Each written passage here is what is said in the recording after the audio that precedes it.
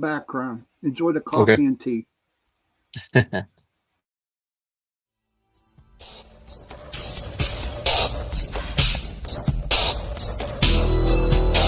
Welcome to the Outer Realm with Michelle DeRoche and Amelia Pisano. Airing live on the United Public Radio Network, 105.3 FM in New Orleans.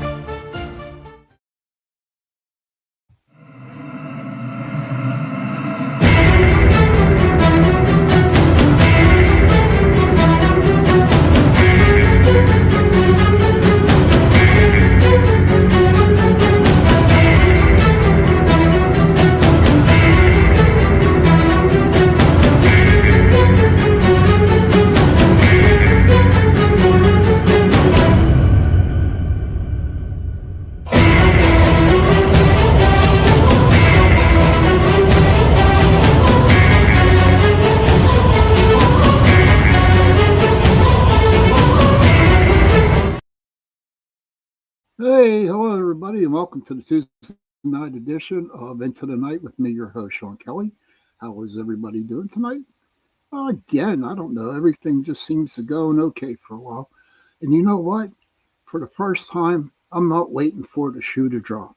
So I am enjoying the moment, and not worrying what's going to come down the pike.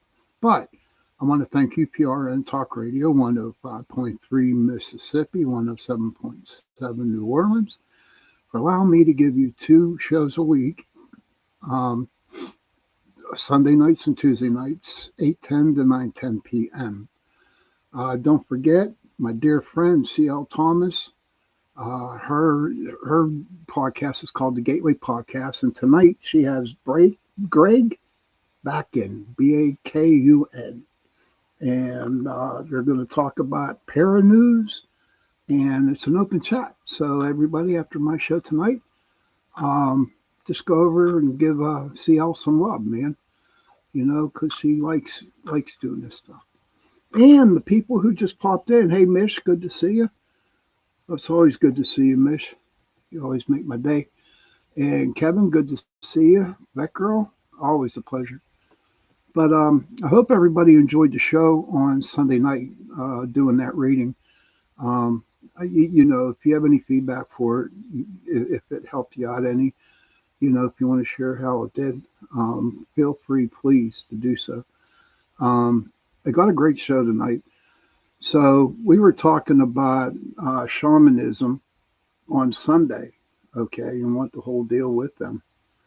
And oh, Deborah Williams, glad to meet you. Hello from Jersey City. Oh, great, you're pretty close.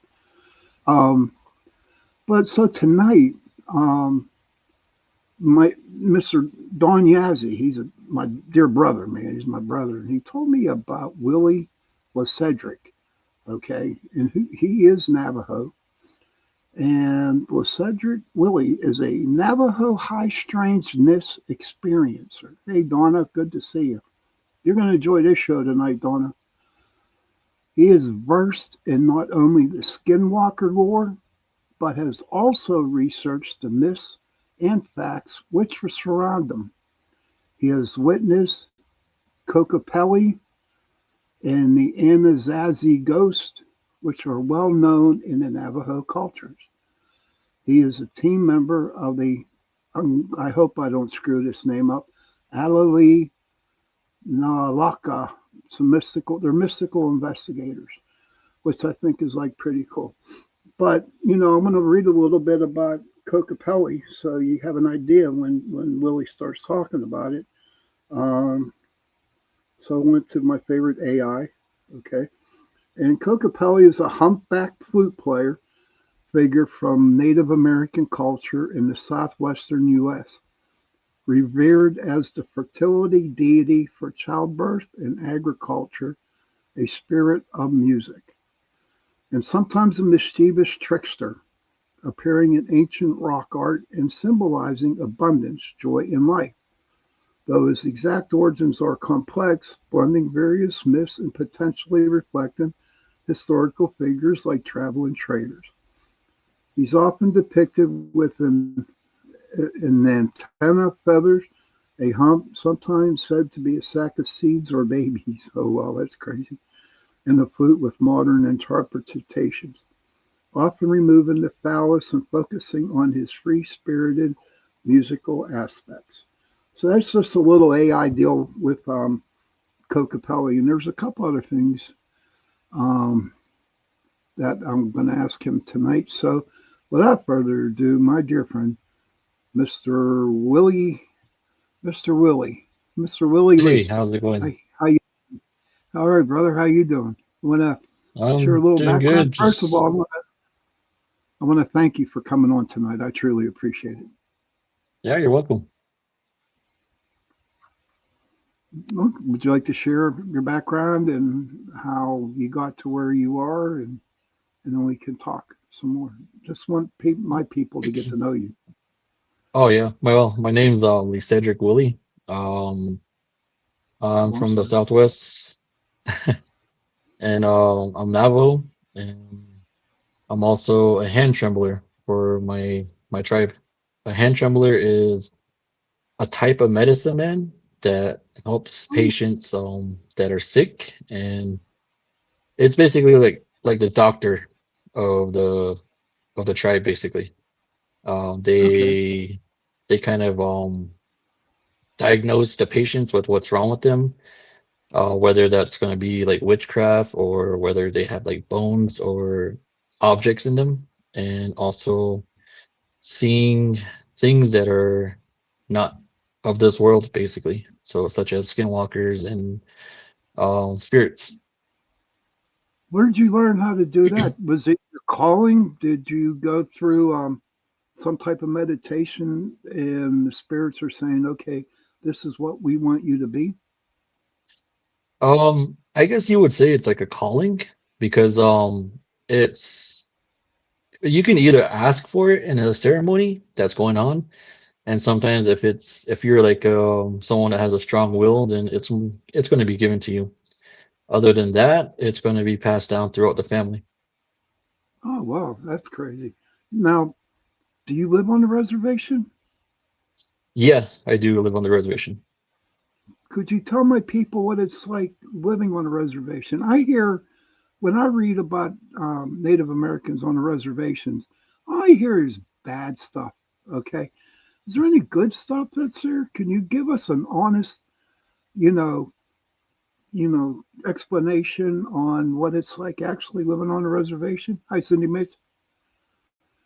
So living on the reservation, it varies from area to area and tribe to tribe, but for Navajo Nation, um, it would be pretty tough to say the least. It's where I grew up. Growing up, it was just living off of what we have, whether that's sheep, mutton, and potatoes, flour, and corn. Basically, stuff that we usually have like in cans or stuff we grow ourselves. Okay. And growing up without electricity sometimes and running water as well. So that was pretty tough growing up.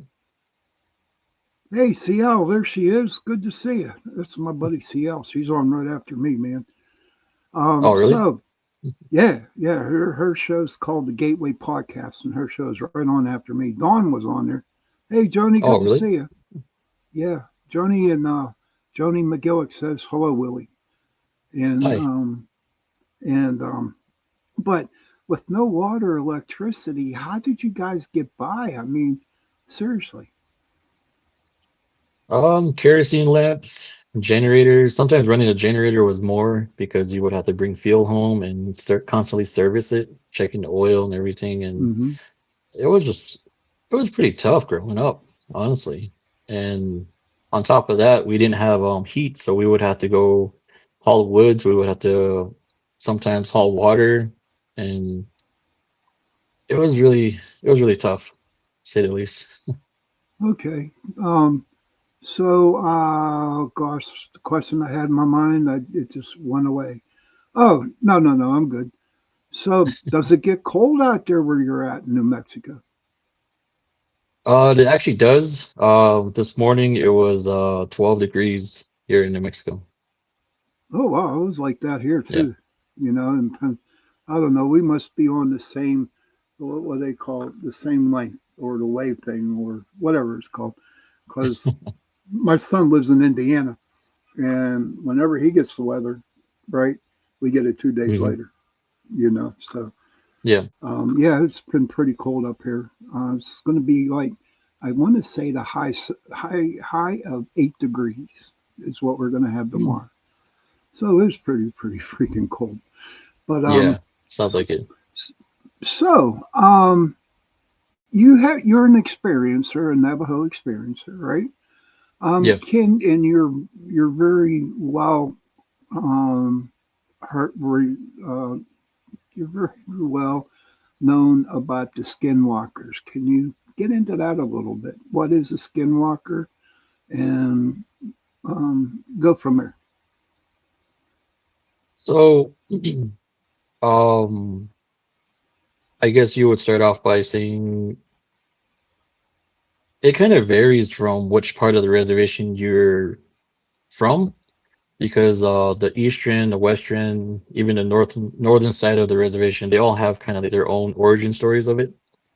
And for what I grew up with, a skinwalker is a person that practices witchcraft, the bad medicine of our tribe. Okay. Because what I was raised to think was it's like a medicine man that practices bad things. So the opposite version of me, where I help people, I do the best I can to give them good health and a straight road to walk on. But for a skinwalker, it's gonna be trying to turn their lives upside down and trying to Hmm. pull them off of that road and get them deeper down the rabbit hole. Oh wow. Now, would you? Okay, so you just said that the medicine man is a is or the guys that practice witchcraft. Not all, but I'm just saying. But so would you call yourself a shaman? Um, I wouldn't consider myself as one because my definition of a medicine man or a shaman is knowing the prayers and knowing the songs, even the ceremonies that others know. And for me, I'm still learning. Um, I haven't found a teacher to necessarily teach me the songs or the prayers, but I do help people with my hand trembling. So I would say that I'm half. So I Okay. think that's like just to answer your question. Oh no, no, thank you. My friend Donna Copus, she's Shawnee. She lives out in Ohio. She said, as a child, we used kerosene lamps, wood stove, washed in a wash tub with a washboard water came spring and hand drawn well. That's what she said. Yeah, Yeah, she's yeah. Shawnee. Yeah. A lot of our fam or a lot of families here on the reservation still have no running water and still no electricity to their homes. Oh my gosh. And you're like, I'm not being funny when I say this, but you're out in the middle of nowhere, right? No, currently I'm living in one of the border towns. So Oh, you are? Okay. Okay. yeah, so what back at my dad's house, yeah, that's where I experienced all that stuff. Oh, okay. Yeah. Now, is your dad still around? Yeah, he's still around. Nah. Oh, is he? And you still go to the reservation a lot? Is that where you do all your He's still work at? he Yeah, he lives on the reservation. I work here in one of the border towns, so I work construction, so Oh, you do. Well, that's cool. yeah. Mish says, which Dreamtime of the Aboriginals called it rainbow serpent when bad weather comes. Mish is from New Zealand, Australia. Oh, If my power goes out, I have no running water in my house. Hey, Michelle, she just wanted to share that. Yeah, she lives like oh, out in the wilderness down there in Australia, man. She's like way down under. I love her. She's great. But no, that's pretty fascinating because, I mean, I don't know if you saw the show on Sunday, but I saw parts of it. you saw parts of it. That's cool. Yeah. Now, for me, when I started, like I said, when I started in the metaphysical world, I was in that store in Black Elk, the Lakota Sioux shaman. It just Mm, jumped from the bookshelf into my hands, and I had I. I read the book and I read many, not too many, but some books on shamanism, working with the Native American spirituality. I think, dude, is the best ever. I mean, I'm being honest with you, dude, because it felt like I was at peace. Do you know what I mean? I didn't yeah. have to go to a building to pray. I could go to the woods and pray, or talk to the trees, talk to the animals. And when I say that, people think I'm a nut, but you know what? I'm not a nut. And I Yeah. don't know. It just seems I feel a lot more laxed studying and experiencing the Native American spirituality. I've sad to put that out there. Now, the Yep. books that I've read, okay, the books I've read, there is the author of the books. He's a Native American, and is this true? He says that in Catholic and Christianity we have names for different entities. Okay, Mm. is that the same way with you? But your names are different, but they represent the same as Christianity. Do you know what I mean? Yeah, I would say so. Um,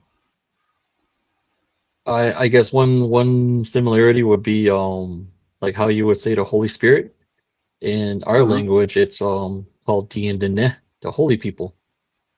Oh, really? And Okay. it's the people that actually go around and watch over us and kind of show us. It's like how I use my hand.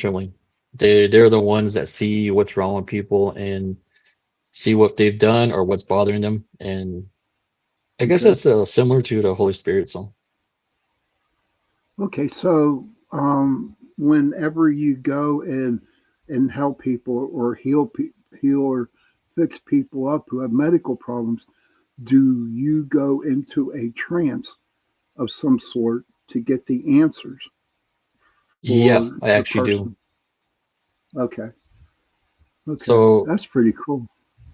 it's like how I was saying, it's like how the holy people go around and see things for me.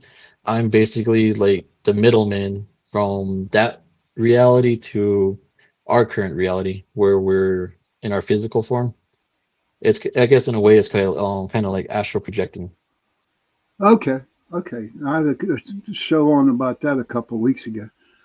Donna says, my water still comes from spring and gravity feed. I'm still deep country, but yes, I have electric and inside plumbing. You know, she lives, I'm talking what? You're out in the desert. She's out in the woods, man. I'm telling you. There's actually underground springs that we pull water from. It's called aquifers. So that's Okay. how sometimes certain places get their water. Okay. That, I don't know when you go into that trance, you have helpers that help you, right? I mean, you just don't go out and go into a meditation by Um, yourself.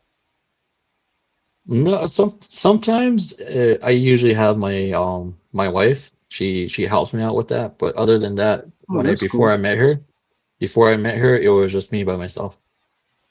Oh, wow. You're taking your life into your own hands doing that because I've done that. Not the healing part, but do a lot of astral.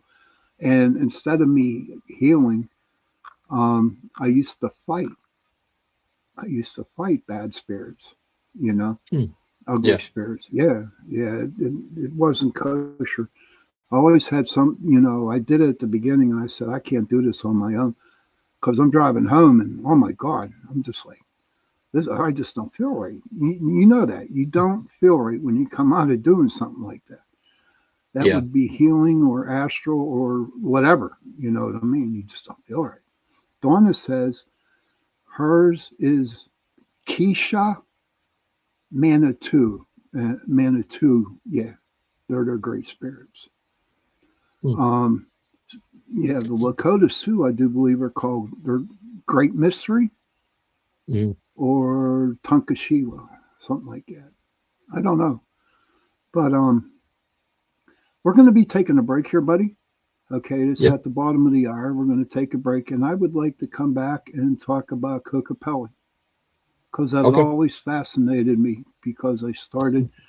That's one of the persons that I actually read up, but I have ADHD, so I read, but I don't understand what I'm reading. You know what I mean? Okay. So I'm looking forward to hearing what Kokopelli is because I think he's fascinating.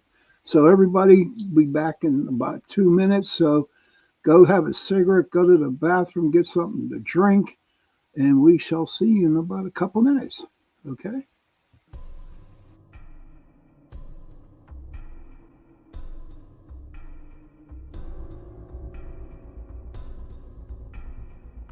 Welcome to Don't Whistle at Night podcast, where Navajo legends echo in the shadows.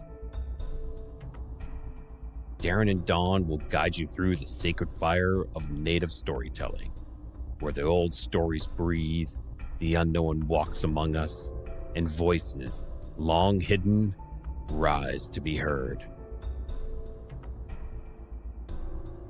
And remember, don't whistle at night. Hi, and welcome everyone to Ethereal Encounters Unveiled.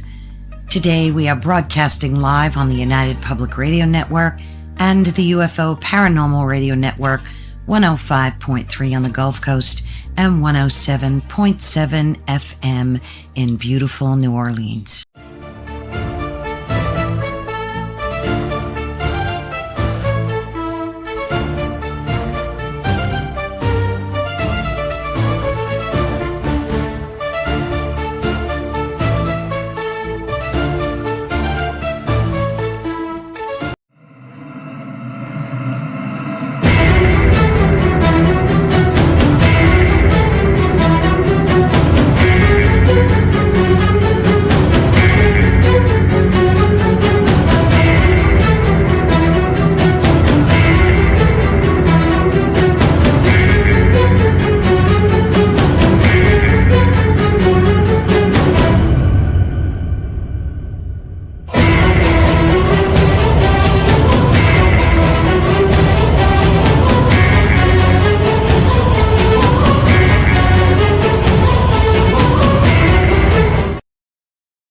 Hey, hello everybody, and welcome back to the second part of Into the Night with me, your host Sean Kelly.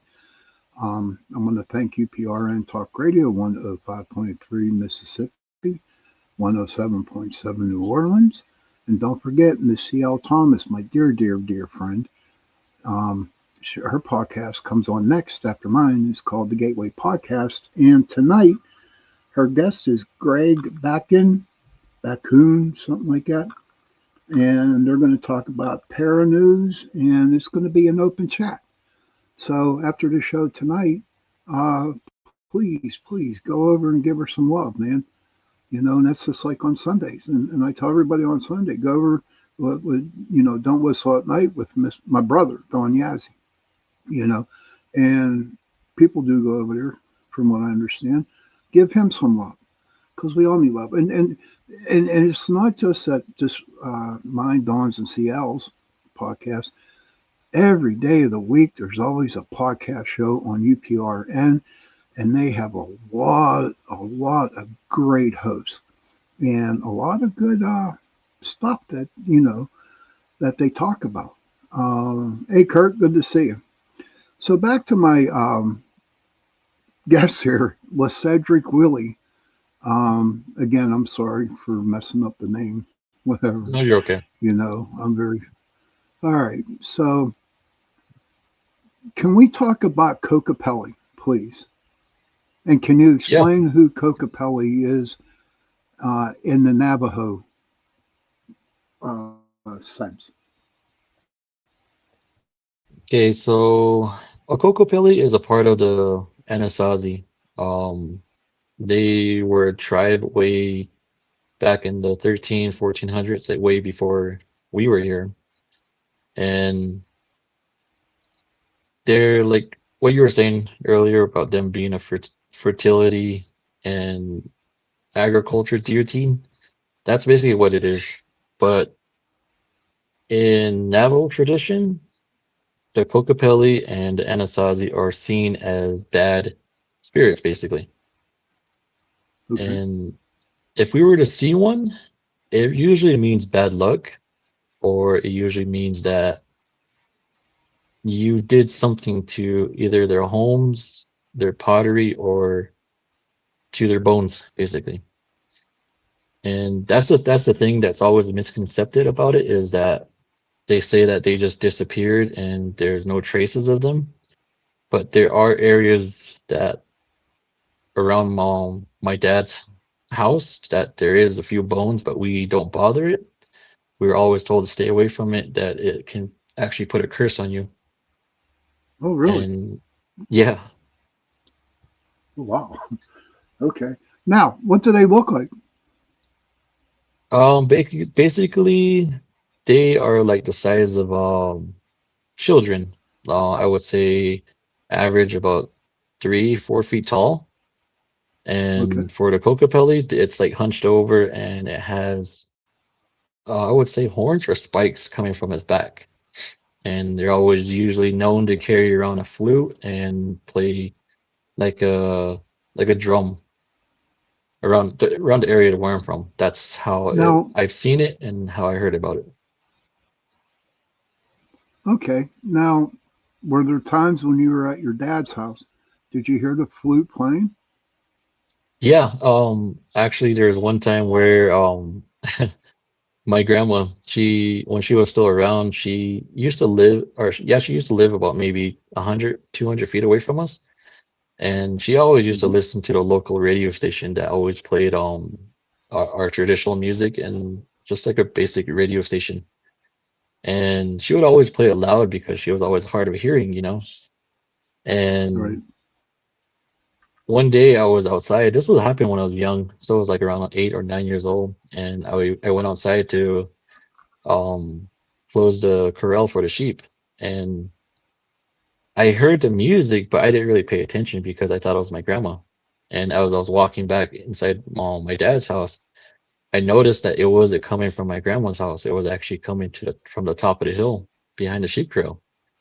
So that's what kind of was odd to me. So I turned around and I looked up there, and I didn't see anything at first. But a couple of minutes passed by, and I seen like a figure, the outline of a figure walking down the hill because the sun was going down and the sunset basically illuminated the silhouette of it. And it's just basically how I described it, but it was banging on a drum for Oh, like about wow. a minute or so. Yeah, it was actually banging on the drum, and then that's when I heard the flute playing. So I was just looking at That it, would have been and cool. yeah, I That was would have just been looking cool. at it, and I didn't know what it was because, like I said, I was young and I didn't know really too much about our tradition, and I was just watching it. And that went on for a good 2 or 3 minutes until it kind of crept behind the hill, and as it was like going away, the flute and the drum kind of slowly faded off as well. And yeah, that Now, was the do last time I you, seen it. uh, that's crazy, man. I would have loved to hear that because I like to prospect gold. Okay. And Mm, whenever I go out in the woods in the creek, to prospect gold, man, I'll tell you what, oh, strange shit happens, man. They're yeah. whistling like what's with the whistling at night? What's with Dawn's thing? Don't whistle at night. Can you explain that? Don't whistle at night. Um, that goes with calling in bad spirits. Um, Oh, really? that's Okay. how the yeah, that's how the evil things communicate at night. So it's just like how we speak like this. They communicate by whistling or by chanting, basically. And it also brings in skinwalkers as well, because that's how skinwalkers kind of communicate to see where one is another or another one is compared to another one. So it's kind of like how coyotes or wolves howl to see where the location is at. So Oh, that's kind really? of the Oh, the the thing behind that. now is a wolf a powerful animal spirit for the Navajo or the Crow, the Raven? We don't really have wolves around here. We have Mexican wolves, but that's further south in New Mexico, so there's not much around here. But on the other hand, the coyote is considered as the trickster of our tribe. Yeah, yeah. Explain that, please. Yeah. Explain that. You're So reading my he mind, dude. You're reading my mind. so it's yeah, it's like a trickster. He plays tricks on people, and it goes all the way back to our origin stories of our Navajo tribe, where he used to play tricks on the first man and first woman, and um we can only really speak about him during the winter time, um especially telling the stories about him. It's only mainly used around wintertime. And it's always like him doing something wrong to teach us a lesson to learn from it. Ooh, okay, okay, okay. That's interesting. Now back to the Cocapelli, dude. Um, whenever you're now, does everybody hear the flute and the drums, or only certain people who are I would say only certain highly people. okay? Yeah, Is only that kind of certain people scary to and you? Is that kind of no, scary to you? You not no? no. Okay, good. It's because as far as I can remember, as young as I was, I experienced a lot of paranormal and strange things at my dad's house because his house is just like a hot spot for that. Okay, like a portal almost near a portal. Um, I wouldn't say a portal. I never seen one, honestly, but after like talking to Don and kind of getting more stories heard about it, and I'm still kind of getting into that whole portal thing. I'm still like Good. open mind about it, basically. So, Well, I'll tell you what. When you see, you don't really so much see the portal; it's you feel it. Okay. I okay. mean, you're out there. You actually, and for me, I can see it, but I just see the outside of the energy of the whole. Okay, I just see the Hmm. outside. But when you get close to the portal, you can actually feel the energy either being pulling you in or it's coming out with something, you know. Hmm. But Okay. I can imagine how many portals are out there around your area. It can and fascinating to me. It's fascinating to me. Is there anybody out in the chat room that would like to ask a question to Mr. Can I call you Lee? Yeah, yeah, that's fine. Okay. Does anybody have any questions to ask Lee? Please put them in the chat room, and then I will ask him for it if he wants to do it. Now, so I think the Cocapelli is just really, really interesting, and it always has been. Okay, especially when I Hmm. really started to learn about the Native American spirituality. But like I told you before, I have ADHD, so I really don't understand what I'm reading. No, And you're it's fine. like, I go through the same thing. do you really? Oh, that's Yeah. cool. Now, say like I got a problem, all right, and I don't know what's going on. So I call you, right, and say, hey, I need some help. What are your steps that you do to go to help? You don't have to share this if this is private, but what do you actually do if someone calls you that needs help? Mm. So if they call me, if they live close enough to me, I would actually go to their home and perform what I do there. But I can give some information, and that's mainly just whether I have one patient or multiple patients that need help, I would always sit Hmm. them on my left side of me, and most of the time I would have a fire in front of me. The fire is like I guess you would say a portal, I guess, to Okay. put it in those kind of words. It helps me see things, and it also shows me things by throwing charcoal at me, the charcoal from the fire. It would actually throw it Right. at me, or I would see it, and it would actually burn into the shape of animals, people's faces, or objects, and that would actually help me figure out what's wrong with the patient. Also, um, putting myself in that trance stage and Right. talking to the holy people and figuring out where, like, basically what's going on with them. Hmm. And it's not really medical, like I guess what you would say like cancer or anything. I try to kind of stay away from that stuff because I'm not a doctor and I don't want to give Right. the wrong Exactly. diagnosis. Exactly. Yeah, so Yeah. if it's something like that, I don't want to do it mainly because of that. But most of the time, I have helped people that had arrowheads, snake tooth, also like Anasazi potteries inside of them as well. So Oh wow.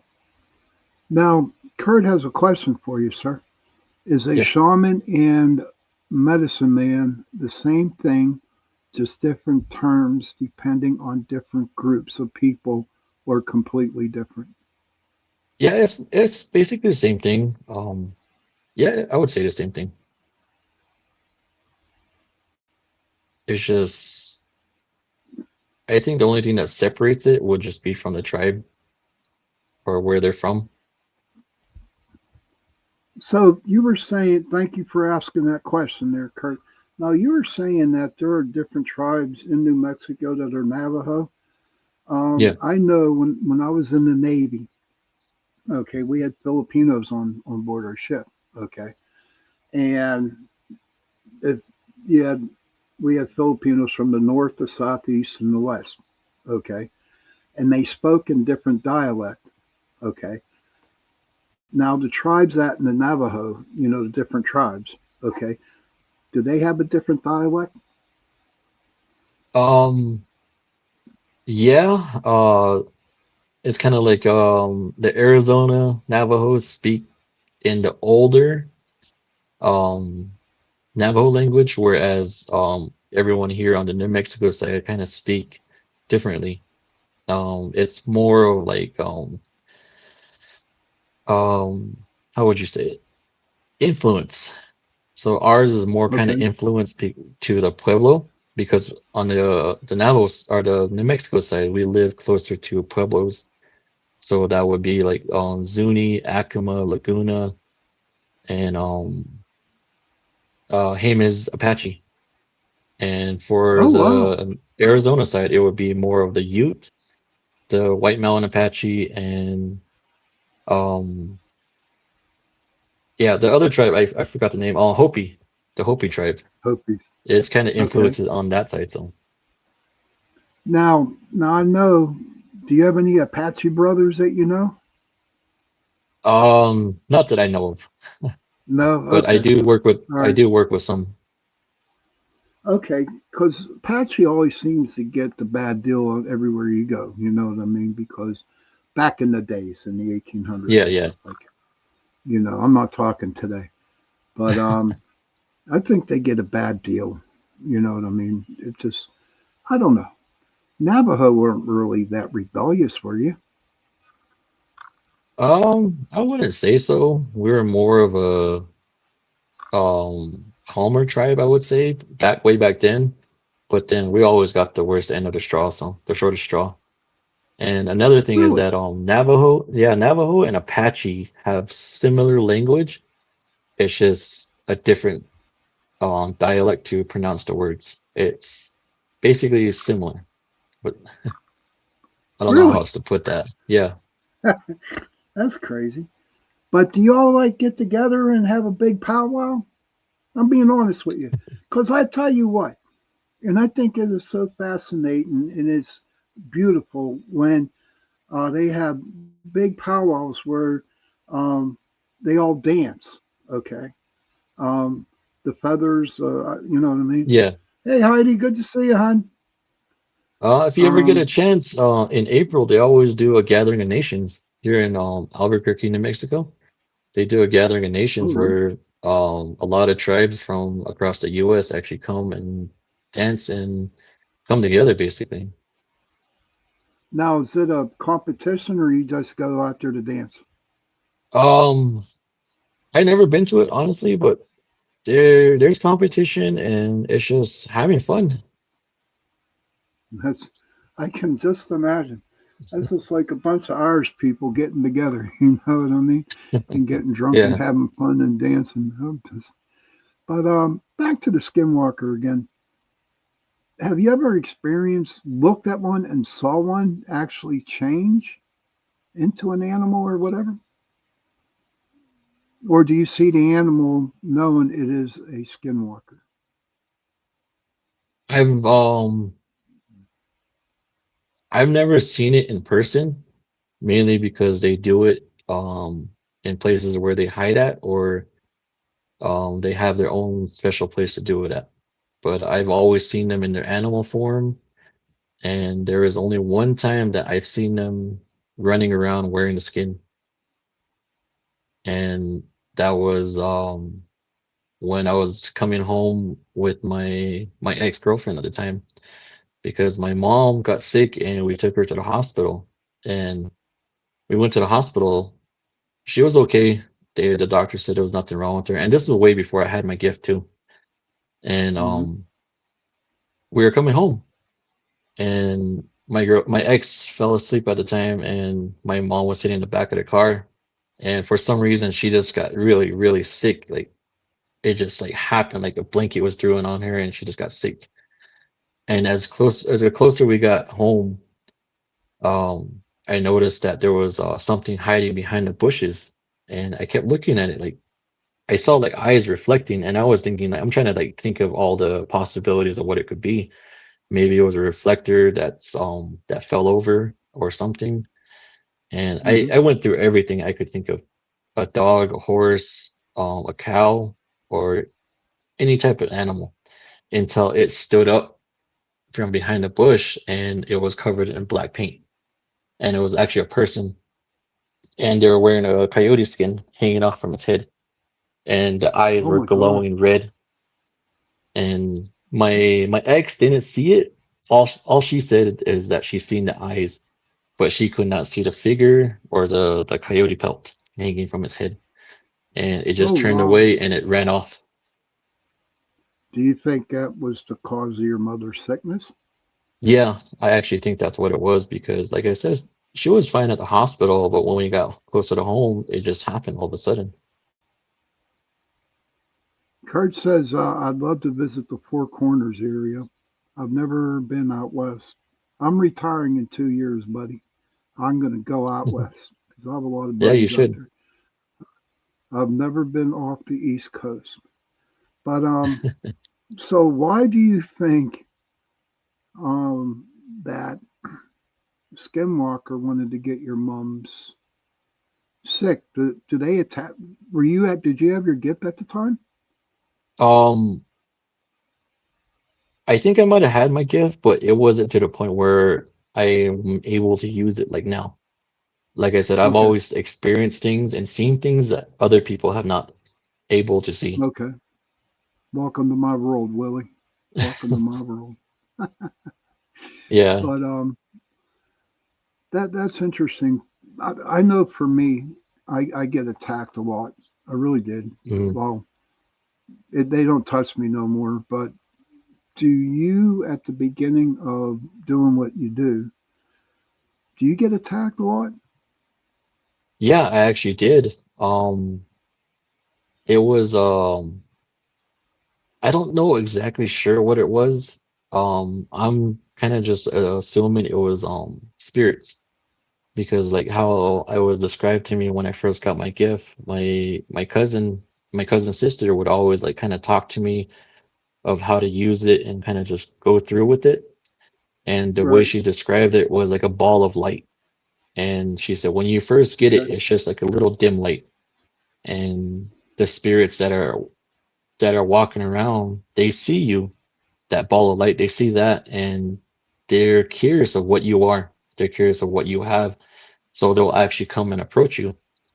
And when I first got mine, I didn't really know how to fully use it, and I didn't know whether they were real or not. And they would Right. actually come to me in my my grandmother, the the form of her, and my uncles, in which they passed away way before I got my gift. And Okay. they would always try to tell me, come with me, come with me. We'll take you away. We'll bring you with us. You can live with us. They would always say That's stuff not like that good. to me. Yeah. That's not good, And dude. That's not good at all, man. That's yeah, not it was good. actually when I was astral projecting as well, because it's kind of funny because I would turn around and I would see myself sitting on the couch, and my dad, my stepmom, my brother, and my two sisters would basically be holding me down, trying to hold me down from taking off. But in my astral Wow. projecting form, I would be talking to them. So in both That is in both the crazy. astral projecting form and my physical form, they would be trying to take off with me. Oh wow, that's crazy, dude. Joe, hello, Joe Fox. Good to see you, buddy. Um, but I'm gonna have to start. You know, now I learned the Lakota Sioux religion. I want to learn. Well, I'm doing a little bit with the Shawnee because of my dear friend Donna Copus. Okay, now Mm, I'm going to start doing a little bit with the Navajo to actually get down and get to know what your religion's all about, what the different types of things are. We got yeah. about 4 minutes left, dude. I'm real big into animals. Okay, I'm real big into Mm. animal spirits. Is the Navajo like that with the animal spirits? Not really. Um, they're not really too big on animals. It's just kind of respecting them, but we do have our stories of them. Just like how I was kind of explaining about how the trickster, the coyote, is basically just teaching us lessons of how to do things. But another one would be the horny toads. They are our chase, which translates to our grandfather, and Oh, they're the really? ones that protect us because they're the shape of a arrowhead, and they're meant Oh, to well, protect okay. us. And if we find one outside of our house, or if we're walking around, we would actually put water on top of them and pray for rain. Oh, really? Oh, Yeah. wow. How about now the lizard? I know, I do believe that's mother. Is that Mother Earth or is that grandmother? Love to you too, Mish. Um, the Earth, Mother Earth. Mother Earth. Okay, cool. Yeah. I think that's like really cool because you have a lot of lizards out there where you live, huh? Yeah. Yeah. So Mother Earth is like kind of hanging around there for some reason. You know, it's like, oh boy, we should get some more of my lizards out there to protect them. But we are getting close to the end here, my friend. Okay, Okay. I want to thank you very much for coming on tonight. Okay, Yeah. I would love to have you on again. You know, in fact, I'd like to have you on with Dawn. Okay, Yeah. and if you're up for it, and we can talk some more because this is a fascinating. It's a fascinating topic. You're a fascinating person. Okay, and Thank you. I feel honored that you're on my show and explaining some of this stuff to me. So you have a good day and good night, and I will pray for you, brother. Okay, I Yeah. will. Thank you. You I'll too. light Have a a good candle night. for you. All right. You too, now, Yeah. brother. Good night. Good night.